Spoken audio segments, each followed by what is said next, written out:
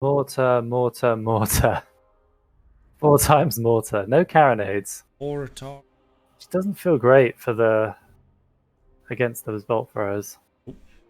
And the mortars only have 380 range, which is obviously that is the same as the Eagle bolt throwers. So that's you expect the high elves to win that artillery duel. What? 2 bombers, a couple of deckhand mobs with pole arms, a couple with just close combat weapons, a couple of pistols. Noctilus now on foot, and triple Cyrene. That flaming sword is going to have to be used very well. Oh yeah. I think it's this situation again where high elves will win the range duel. I'd really like to see Prince use his Reavers conservatively. Yeah, I was just thinking he's probably learned that. Yeah. Because if he gets the flaming swords on them, they should do a pretty good job against the Syrenes. And right as they charge. Yeah.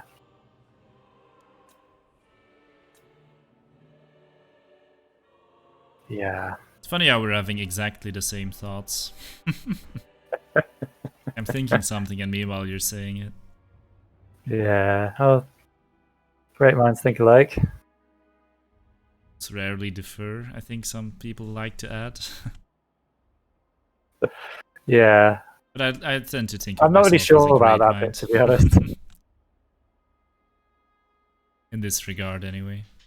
Yeah. Yeah. There are a lot more wrong opinions out there than there are right ones.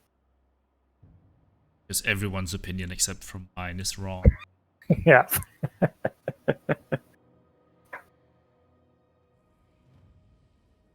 Okay.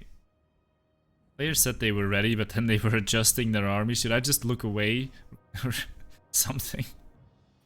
Like, just imagine. I'm not saying they're doing this. They're definitely not doing this. But just imagine, like, 2 players looking at the stream, both adjusting their builds. Yeah. Or formations to each other. What I really like here is that Prince has put his bolt throwers further back, and he's put his army behind his bolt throwers. This is how you deploy against the coast. Yep, because in the first game, even though we won, his bolt throwers were not that effective. Yeah. And because he's so far back in his deployment zone, even if the coast are going to rush, he has time to move the rest of his army out in front. If I'm going to be pedantic, I'd say he should space those bolt throwers out slightly more. Because he needs them concentrated if it's an artillery duel. But if it's an artillery duel, he'll have time to move them up and put them together. Whilst if it is a rush, he needs them spread out. And yeah, he won't have time to adjust if it's a rush.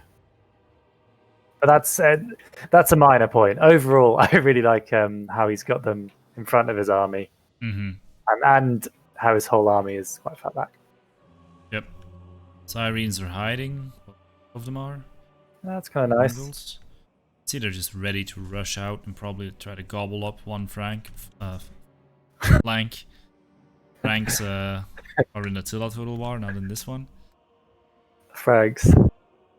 That sounds like a sort of offensive thing that they might have said in one of the Shoguns. Oh, because of accents, I get it. You watch too much South Park, man. I so want a Three Kingdoms South Park Mongolian mod. But I guess it doesn't have destructible walls. Right. Anyway. What is Fisstech doing with his infantry?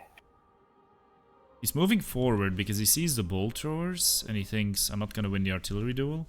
Probably wants to move his mortars forward. The mortars aren't moving forward. They should be. They should be, yeah.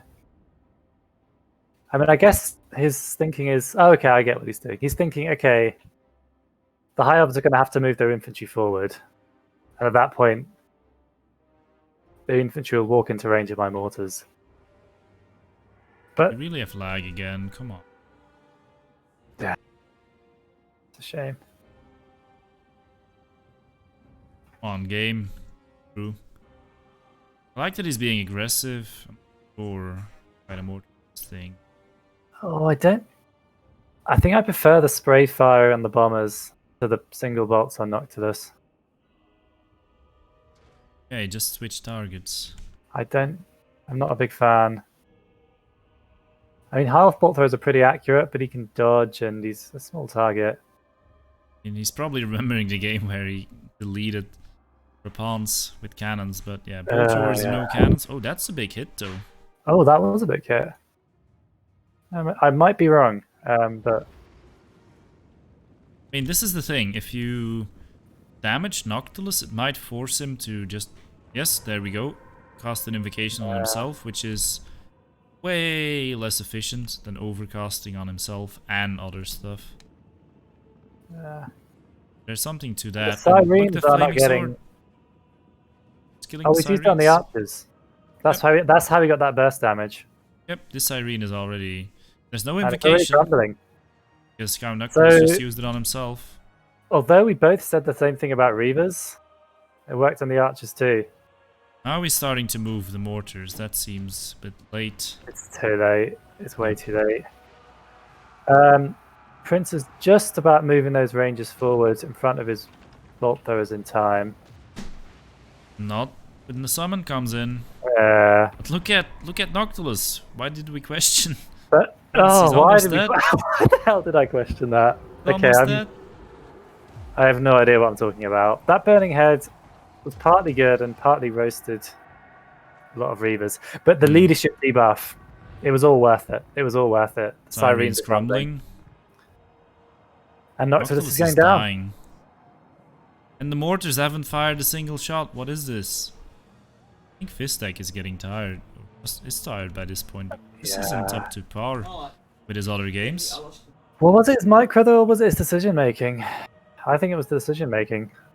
I think he just forgot about the mortars for a while. Noctilus, 400 health. He just committed so hard with Noctilus. I mean, once again, I was surprised, and he was probably surprised too that the bolt throwers did so much to him. But we I saw really this, think it's something about the high ground. Yeah, maybe. But they didn't do much at long range. He suddenly melted when he got within like 100 yards of them. 150, 200 yards maybe. Then all of a sudden he melted. Oh, and those Reavers, if they get an attack order, they will destroy those mortars. I mean, it doesn't matter because the game's over. Yeah. He's dead, Jim.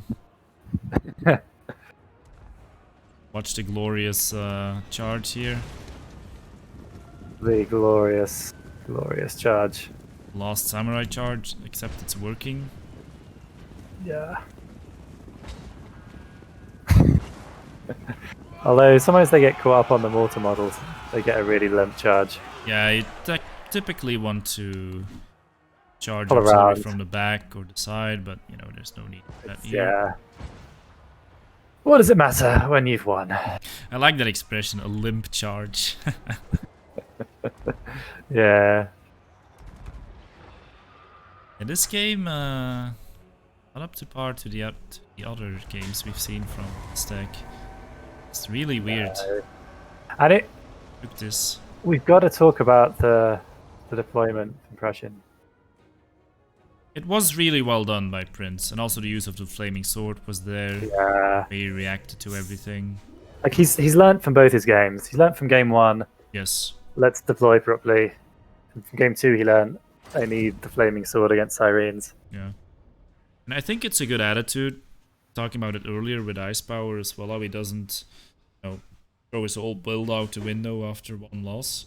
Yeah. Prince is making these little adjustments and thinking not so much how do I change the build, but more how do I adapt my play. Hmm.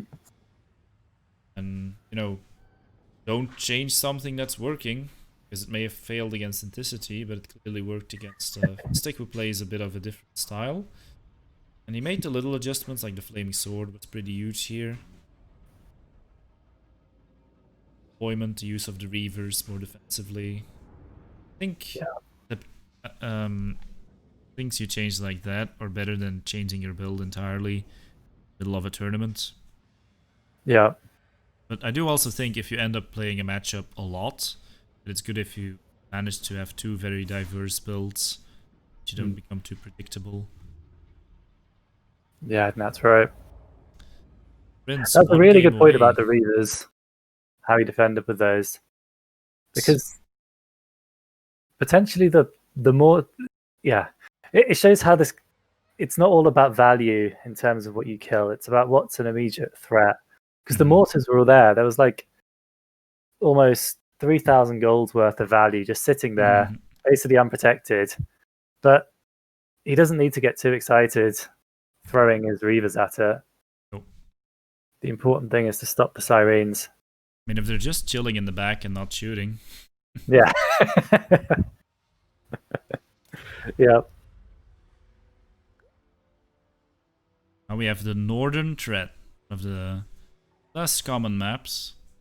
Been quite interesting though, because it's one of the few maps that it sort of descends from the right side of the map. Well, the left side, if you're, depends on the player's perspective. Basically descends,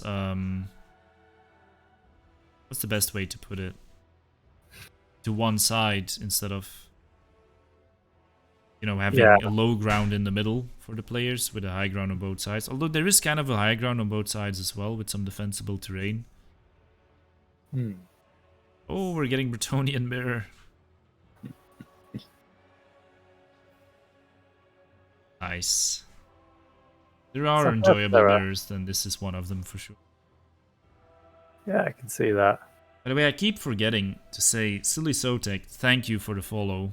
Because you followed during a battle, and I was thinking I need to say it as soon as we're out of the cast. I hope the guy is still here. Probably unfollowed by now, because I didn't say anything.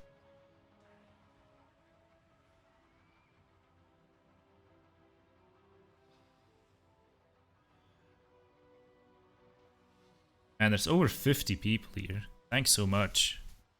It's amazing. Well, you know what happens when you've got a big name like me drawing on the crowds. Yeah. I'll have to give you a share of all the donation and sub money we got today. Well, I won't say no. You are the future. You are the one. And then someone subs. Like, the joke was that no one subbed, so I didn't have to give you anything. Damn you, Fugly Pump. No, thank you, man. That Much was appreciated for the Prime sub. Yeah. Helps me fund the prize pool. Extra RAM I bought. Stream a little smoother. I also wanted to get the RTX to work with it, but the RTX apparently was causing more problems than anything, so it off. Yeah, you were going a bit robot mode in the first game. Yes. Also my own sound. When I do something, some sound of a game I'm in or music I'm listening to cut out. It works great, the RTX voice. I've seen the demonstrations, but I don't think it's meant to accept actual card.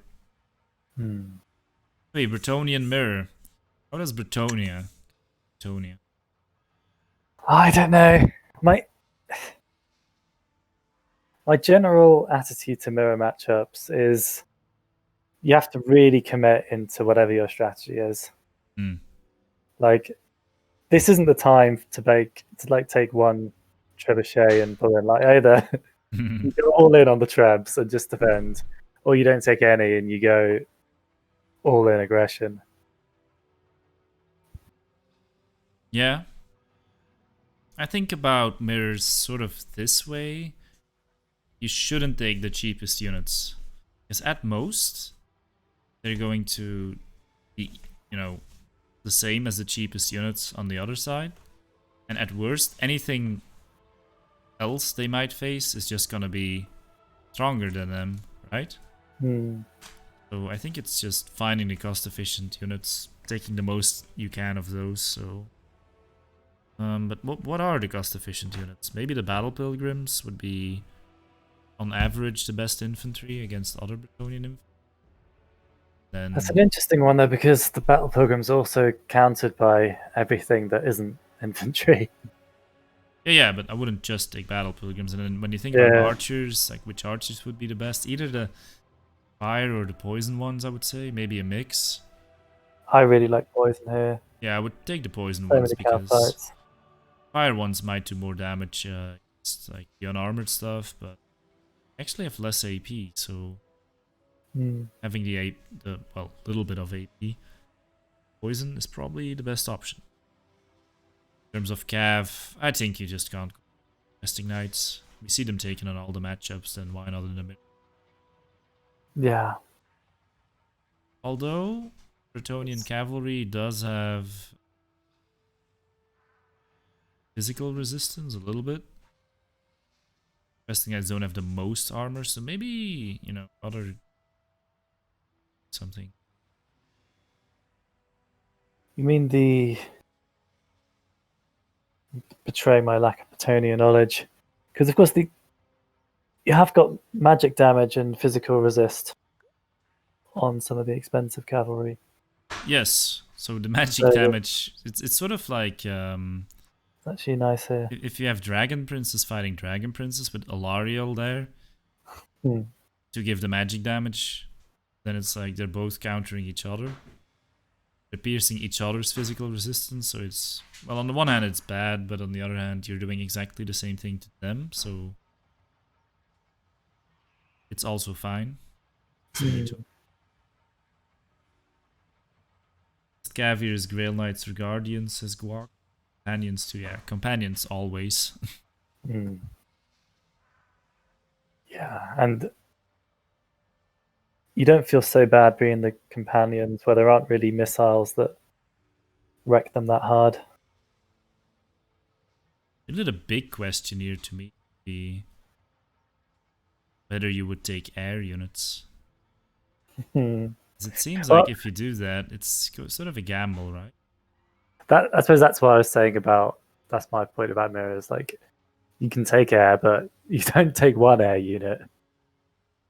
Because you know your opponent is going to bring no air or, like, basically full air.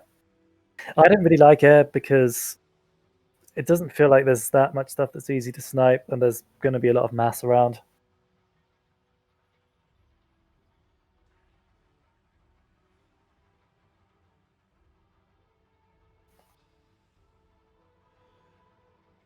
Companions don't have magic damage? No, but you have the armor pierced. Doing magic damage. I mean, I think it's about the charge. Whoever gets the best charge. Grail Knights, if they charge, they probably kill Resting Knights. They have a superior charge, but long melee, Resting Knights are gonna. And that's kind of where the infantry comes in, isn't it? Yeah, I mean, it's crazy, but one peasant mob that costs 100 could make a big difference in a fight between two cavalry units. Yeah. It can be quite important to, if you can make yourself the army that gets to counter charge, that can be quite powerful. Like because if you have more missiles or you have the better infantry, it really puts the onus on your opponent to try and charge your infantry or get into your back line, and that often means that you get a worse cav engagement.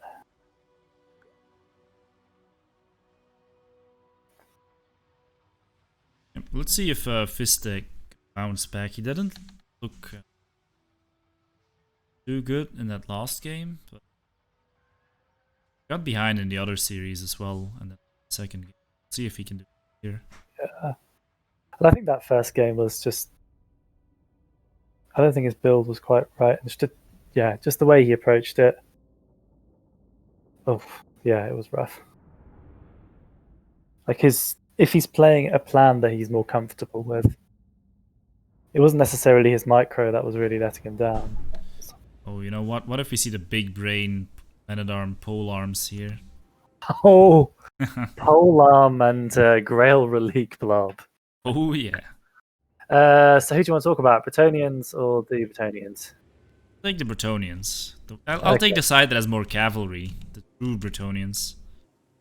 We have the Grail Knights and Grail Guardians, so just massive cav. This is the true Bretonian style, man. Front of Montfort, fly mobile poison. 2 Paladins, they of course do have anti-large.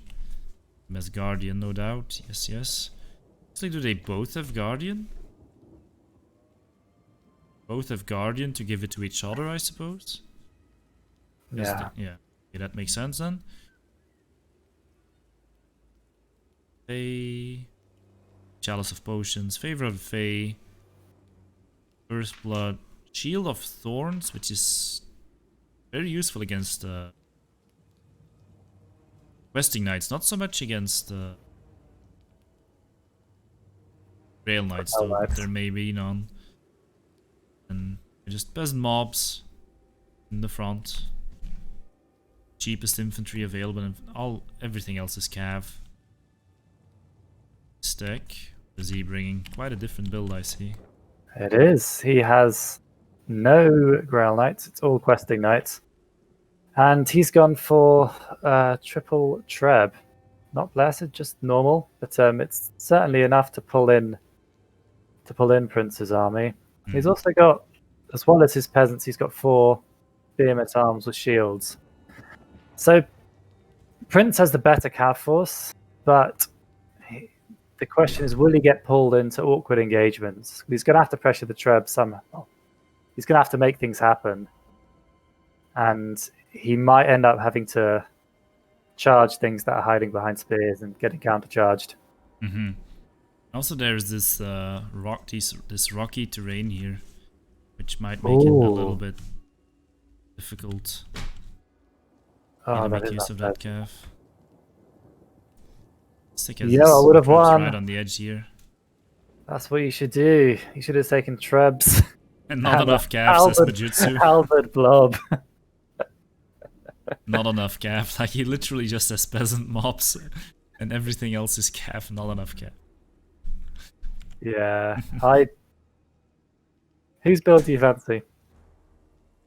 Due to the terrain, and the fact, Trebs will actually kill models, most likely. Yeah, I like it's going to be difficult. Better. It's going to be difficult. Questing is bad since physical resist on Grails. I mean, they have some physical resist, yeah, true. At the same time, like... Questing Knights have 80 armor. Grail Knights don't have much armor piercing. The armor probably negates more than the physical resistance blocks. Yeah. We'll see. I think it mostly comes down to who has the best infantry support and ranged. So one thing this army doesn't have, the poison. Poison is 20%, as much as the missile resistance. I mean the physical resistance. Yeah, that's a weird decision for me. Wardens? No, not the Wardens. That Fisstech doesn't have a single peasant bowman with poison. Like, why? Well, he has his Trebs, I guess. He felt his commitment to range was already pretty big. I don't like it. We'll see if the poison swings it. Yeah, and I think the infantry is going to swing it. Yeah, because even though they're just crappy spearmen, it doesn't feel good sending even your elite cavalry into them. Yeah. Checking the course seems... distance is alright. You know what? I think Battle Pilgrims actually could have done very well. Yeah. In this blocky terrain. Imagine Prince had like 4 Battle Pilgrims. We'll see what he can do with this. I mean, this amount of cavalry definitely do a lot. And Prince is just going into the forest himself. Who knows, maybe he can shoot with 1 cav. I think he's going to the forest to go out of Treb range. And then he's going to attack more directly. Yes. Yeah, because I don't think he can force Fisstech off this position with just a one mounted yeoman. You say that. No, I mean that yeoman could dodge the trebs, but if it uses all its ammo, that's a bad outcome. Maybe hide with all this stuff. Move out the yeoman. Shoot with him. Or the rest just force him to shoot the peasants to be attacking until he's out of ammo.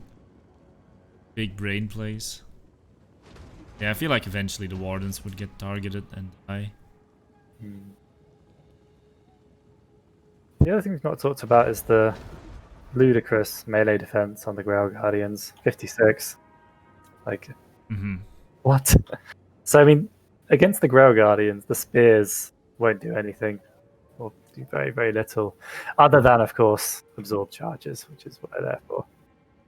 They allow the questing knights to cycle in and out. Yep. Here comes the glorious charge. Glorious knights. I actually wasn't Don't that sound sure. impressed. It's one of those situations where a flank charge is worse because you're charging into a sausage formation. Grail knights. And he dead. Oh, yeah. The only thing they can do is charge into this narrow gap. This is looking like the Battle of Agincourt right now, except Trebs instead of Longbowmen. Yeah. Remember, he has a lot of questing knights as well, so it's not like he has no mass to block here. But actually, there's a Fey on both sides. I was gonna say like he has the Fey Mortis Engine effect, but actually for Fisstech here, it might actually work out. Coming in, really nice chalice. Yeah, they're both casting the chalice immediately, but Prince is reacting faster. Yeah, that was a good reaction. Yep. He just makes his own spears. Good hit on the companions of Gal. Not massive, but decent. And I like how he's sort of... Oh, fuck. Ooh. That was painful. I didn't even see that one coming myself.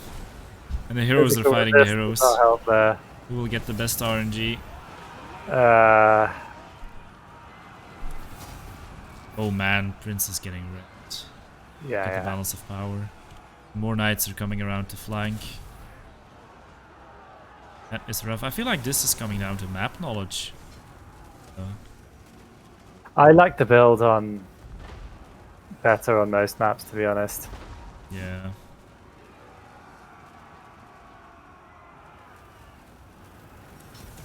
Yeah, this is over before it's begun. Like Prince's charge killed a bunch of peasants. Fisstech's charge killed a bunch of Grail Knights. Yeah, because he charged indeed into the infantry, and then the questing knights charged when the Princess Knights were already engaged. As I was saying, like if whoever can force the cav charge to come in first gets a huge advantage. It's a map that encourages soft corner camping. I wouldn't say that. Both sides can use the terrain. It's really down to who has more stuff to hold it. On other maps there were slight hills on both sides. First one we saw today.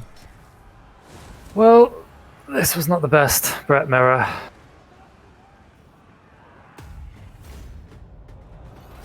It's weird when a mirror feels one-sided. He did need more cav mod, you said?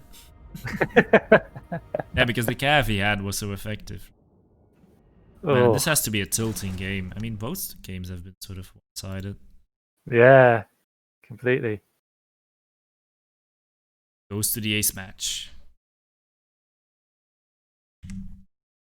1-1, guys. Once again, it shows these players are quite evenly matched. Oakenhammer. No complaining about the map this time. It's the most generic, bland map out there.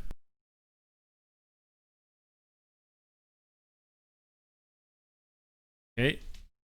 So, it's now Prince's turn to pick 3 factions. For Fisstech to try.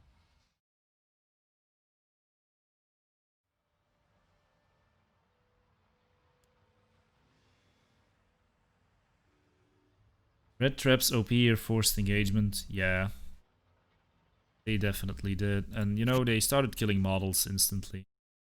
That's a big thing as well. Really big thing. Yeah. I still Cheaper think it's. cav and more of it? Maybe. I'm not sure about cheaper cav and more of it. I think you need a. It sounds counterintuitive, but you need on this small map, you need a better front line. If he comes in with battle pilgrims, well, I suppose the trebs are the issue, but he can at least force Fisstech to start charging in. What I kind of feel was that Prince's army, he made up on the spot. He tried to go heavily into one direction, as you suggested. And Fisstech's army was pre-planned. It didn't look like something he made up on the spot. It seemed like something he had prepared. Maybe. Are you blaming me for this? No. I was just about to I'm say you impartial, tried to remember. spam all the the non-cheap units, which are cost effective. And you know, whether Prince wins or loses the next game, I think he had a good performance today. Yeah. Because I would say he wasn't favored against Fisstech. I mean, I'm just going by the win rates based on the profiles. So recent performances, both players have had good performances, some fortunate performances. Fisstech definitely the more experienced player. Prince now won 3 games in total against him, I think. Last 2 series, so he's showing that he's on the same level. Yeah, definitely. We'll see if he makes it past him into the playoffs. Would definitely be nice to have a RTK player qualified already. Fisstech makes it, he deserves it as well. Just gonna depend on who.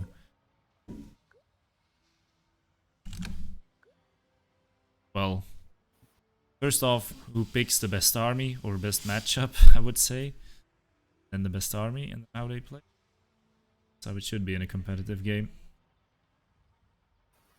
Definitely. Rails were strong at one point.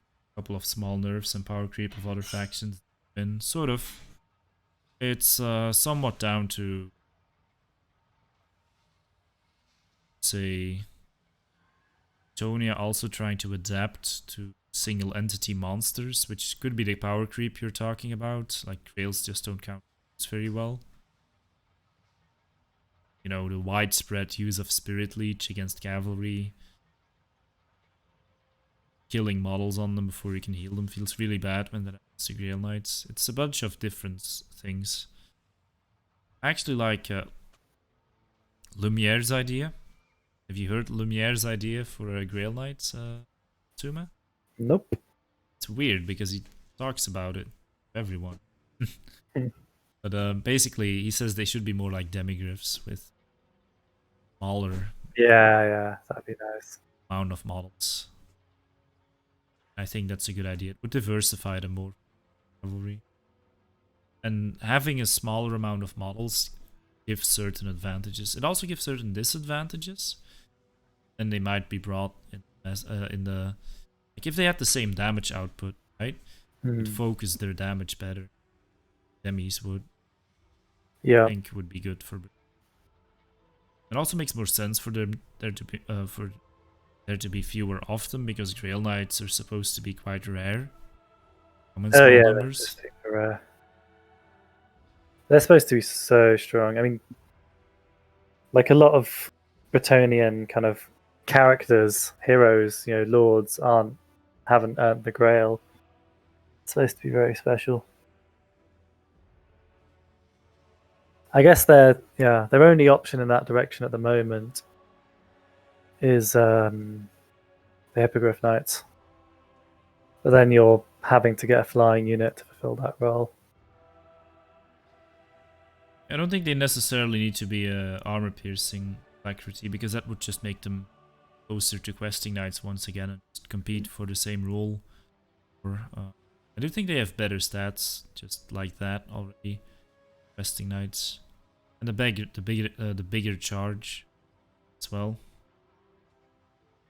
I do think Grail Guardians they have their place in a few matchups. Like they're almost the. I almost feel sometimes like they're the Bretonian version of a halberd box.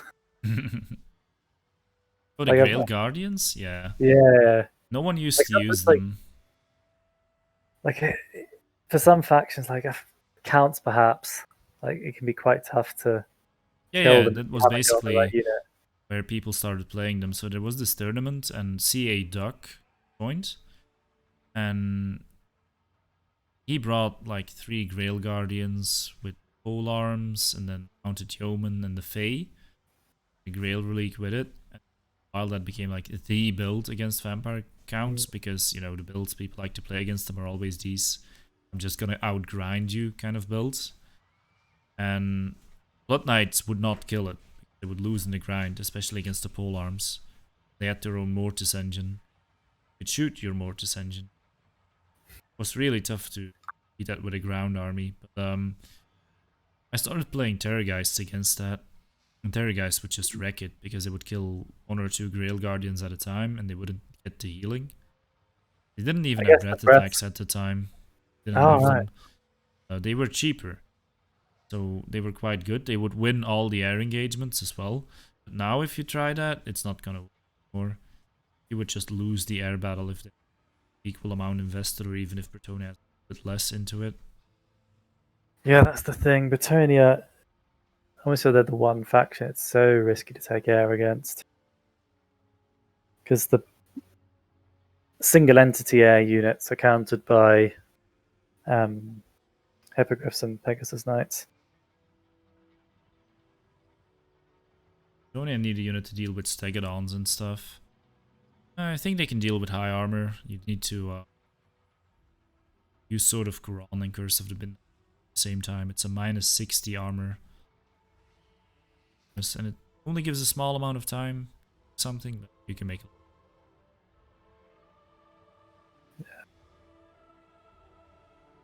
And those units also don't do that much against most Bretonian units that are valuable.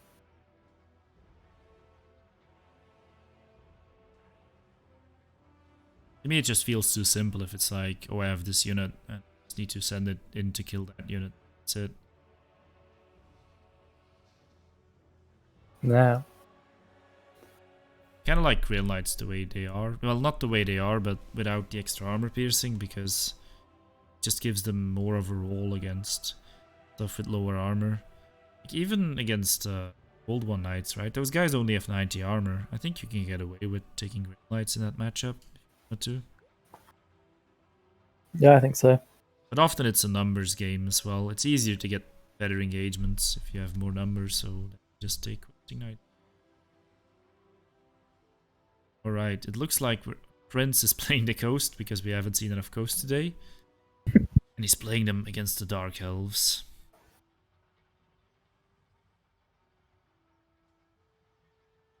I mean, most people fancy the Coast in this matchup. Ooh. Some people think it's terrible. I think it's not too terrible for Dark Elves. 60-40, 50. Yeah.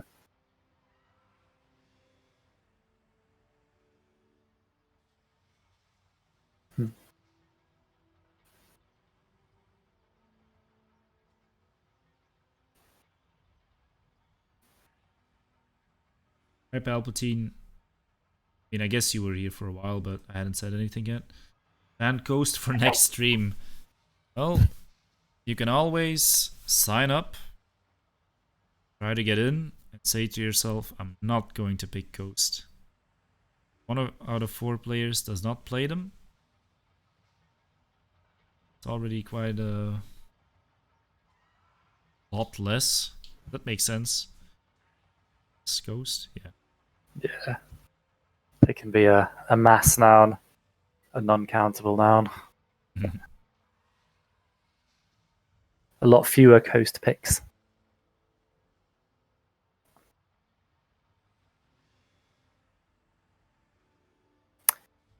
Just thinking about what there's a sort of this funny situation that you also have against high elves, where you wonder with coast, what artillery do I go for? Because if I just go for mortars, which have their uses against all the elvish factions, you leave yourself open to bolt throwers. On the other hand, if you take carronades, you think, are they really going to get value against the things that dark elves are likely to bring? I mean, I think the problem with carronades is they crumble pretty quickly, even in artillery duels. So if you take them to win the artillery duel, probably don't even do such a good job at it.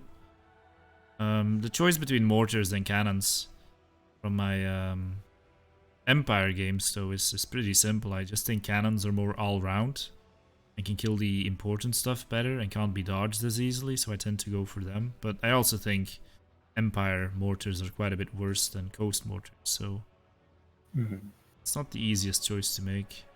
But I always feel like against High Elves it's good to, well, it's kind of good against everyone, but especially against High Elves it's good to have stuff that kills models because there's so much healing.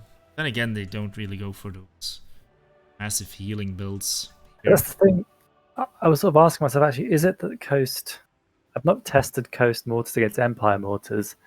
I wonder if part of the reason you see a lot more Coast mortars is that the counter to Coast is archers, and counter to Empire isn't really archers. Well, sometimes it is, but not as frequently. Yeah, Palpatine, there would be a simple solution. Like, if you're picking first, which you're gonna do once each series, you'd say, okay, I'm picking Chaos and Dwarves. And then if someone's like, oh, I want to counter his Chaos with a Ghost, you play Dwarves. Then you haven't played Chaos, so you can still use them later.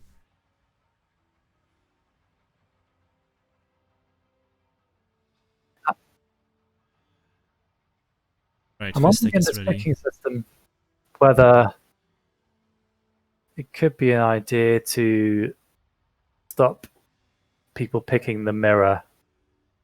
So you pick two, and then the other person picks one, but not a mirror, because it does limit your options if you play the same factions. You mean like if I pick Ghost, it would stop the other guy from picking Ghost? Yeah, they'd then have to pick Coast in there. In there too. I mean, I don't have anything against mirrors per se, anyway. Yeah. Oh, I suppose that's the question. Some people don't like mirrors. Yeah, but I generally don't base rules around what I like or dislike. It's more like, is it fair? Is it competitive? And I think it's definitely competitive to also have to consider mirrors as a possibility, even if we don't always like them. I think enough players don't like them that they're not all going to go for them. I'll remember to practice all my mirrors before I go into this. I mean, honestly, if you want a quick success, like figuring out the mirrors and just going mirrors as much as possible would probably be a good idea, because no one practices them. Everyone would hate you, though. Michael Jackson, the man with the mirror.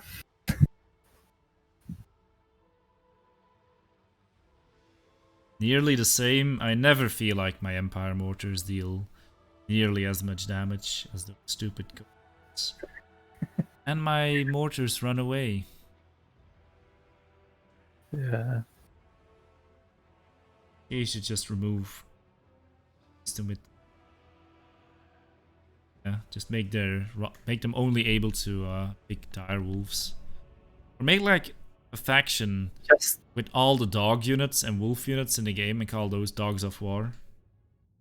I remember Dogs of War from tabletop. It was like all the regiments of renown.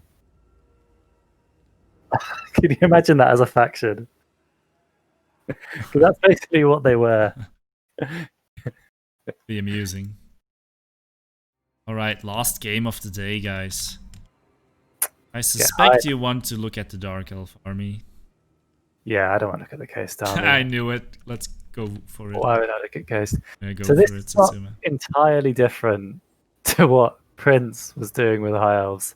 So we've got triple Reaper Bolt Thrower. We have 3 Dark Shards, 2 Black Rock Corsairs with Hambos, a couple of Dread Spears, 4 Bleak Swords, and then 4 Dark Riders. Supreme Sorceress with Fire, with Fireball and Burning Head, Sniping Arty, and then a Master. This is basically exactly what Prussian did. You take 3 4 artillery pieces, a load of archers, and some light cav, and some chaff. But are the Dark Elves just as good at it? We'll see. Yeah. For the coast, we have Carronades, 4 of them. Right, might be able to win the artillery duel. Would be pretty big. 5 deckhand mobs. I'm sure Prince knows the power of the Burning Head. Vampire Fleet Captain. He has a lot of stuff. Taunt. Seed of Lycos. Power Stone. Egg. Round Dead. Hunger. Swoggle. He does. 5, 3. Void. Once again, we have the situation where he has the 2 slows. This is not the slow I meant to target. I think I need to point it out. I'll just tell him to only use one of them.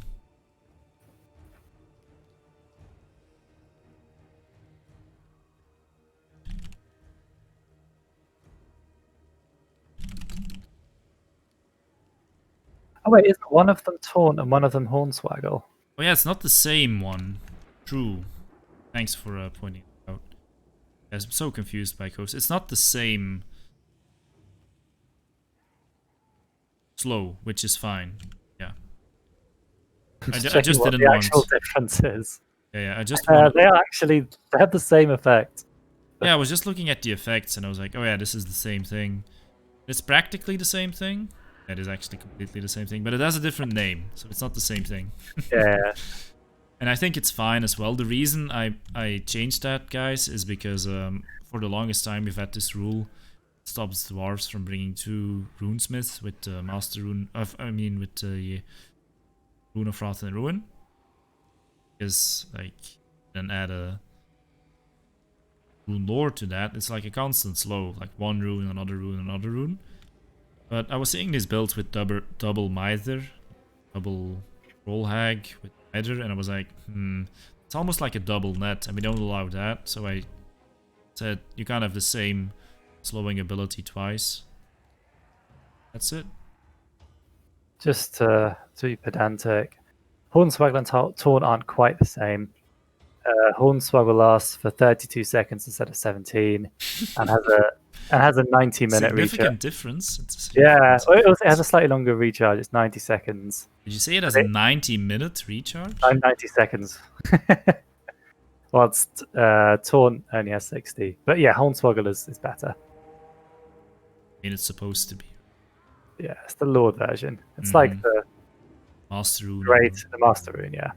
I'm glad you caught that because I was ready to say, yeah, you have the same abilities, but either. You know, it's benefits of a co-caster. I need one person with a working brain. Casting seat. Oh, the fireball. I On will. Luther. Oh, No, it's not going in for the Carronades. kill 1. Yes, there we go. Yeah. That doesn't feel Fisstech too is bad, taking though. this fight. I think he's realizing he's not going to win it in the long term because the rest of his army is already moved. Yeah. What I really like here is that Prince has the speed of Lycos, which gives something unspottable. I really want to see how he uses it. I'm not sure. How would you use that? I don't know. Is it not for Luther? The Sirens? Oh, interesting question in the chat. Would Luther's magical void stop RT pieces from being one-shot by fireballs? I think they might. Plus 33 That's a really good point. magic resistance? Yeah, and that could even be used against burning heads and stuff. Does he have the magical void? He does. Huh. I actually didn't know this item existed. I'm pretty ignorant about Coast. I know most of the factions. Just not so. They have so much stuff as well and so many. It seems Coast is winning the RT battle pretty handily. For RT pieces, although one of them is beat up against 2. And there's extra range. So the carronades ended up being the right pick. Oh, here comes the burning head. Oh, that line of carronades. Oh my god, just as we're talking about. I would throw down none a of heal them have here. lost models, yeah. Well, the last one's gone down, but that was missing some stuff anyway. Great invocation. Yeah, that's a nice play. Countered that. It's roughly the same amount of magic. Still a very good cost. Yeah. Supreme Sorceress though. He's taking Yes. damage. Someone's shooting her. Or was it overcast damage? Luther fleeing from the master? I think he can just take this bunk. Oh yeah, he can smash him. Yeah. He Doing can, it and he now. can hornswoggle as well, right?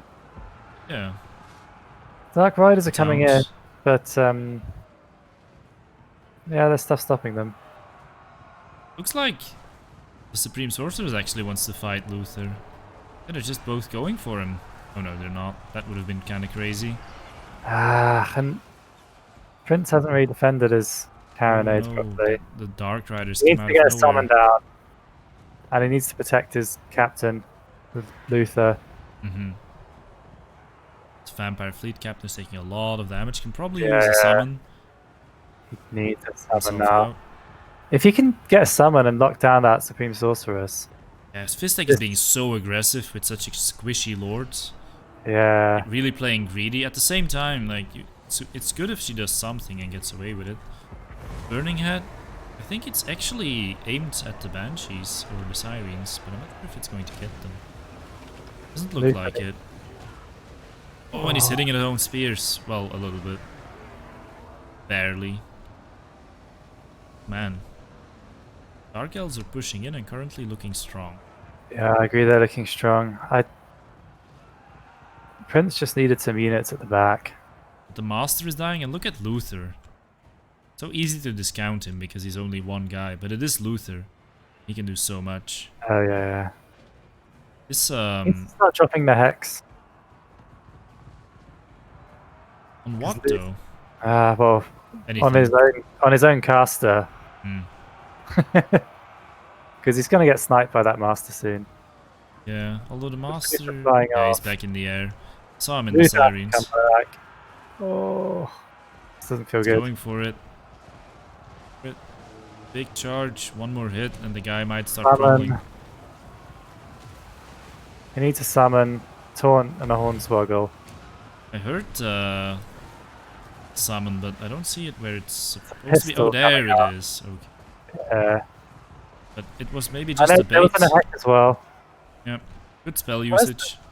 Where's Now the the Master should get sword? killed. Yeah, I think Prince is holding. I think he's doing it. you might be right. He learned from Wicked Pirate, man. Because look at it. The Sorceress, she's alive. She needs a big Burning Head right now to get rid of the Sirens, I think.